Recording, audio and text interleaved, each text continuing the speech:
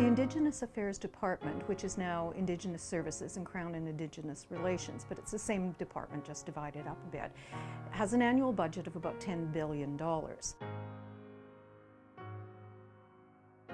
It's complicated to find out exactly how much money is spent on Indigenous people across the country, because those amounts are often buried within other departmental budgets under planning and priority, and they're not clearly identified. But at this point, $20 billion is a pretty good estimate, and it's growing.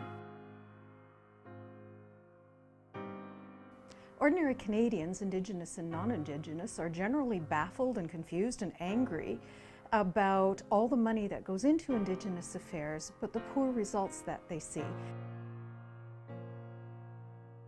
If you take the Indigenous Affairs Plus budget of about $20 billion and divide it by Indigenous Affairs client base of 1.1 million people, that works out to about $18,000 for every Indigenous man, woman, and child.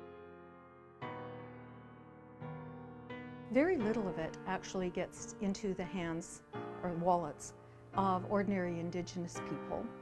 About 60% of it goes to infrastructure, water, roads, schools, education, social services, housing.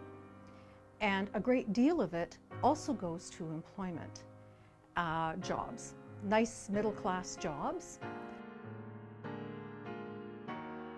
So this is, in some respects, an enormous jobs creation and employment project for decent jobs. And that maybe is part of the trap and why it's so hard to fix Indian affairs without simply doing away with it. No, the provinces also have their own sort of mini Indigenous affairs departments.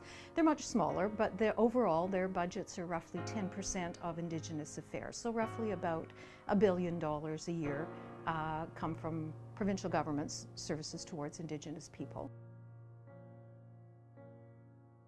The federal government policy governing Indigenous affairs from 1966, when the department became a standalone government department, has been one of devolution and termination of Indigenous rights. Now, this was clarified and made quite explicit during the Mulroney era with what was called at the time the Buffalo Jump Paper.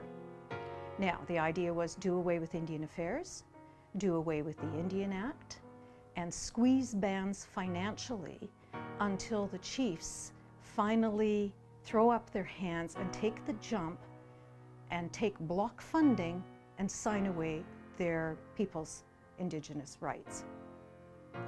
That is still the policy today. It's kind of a tragic statement on Canadian Indigenous policy that this technique of continuous suffering for Indigenous people is part of the plan.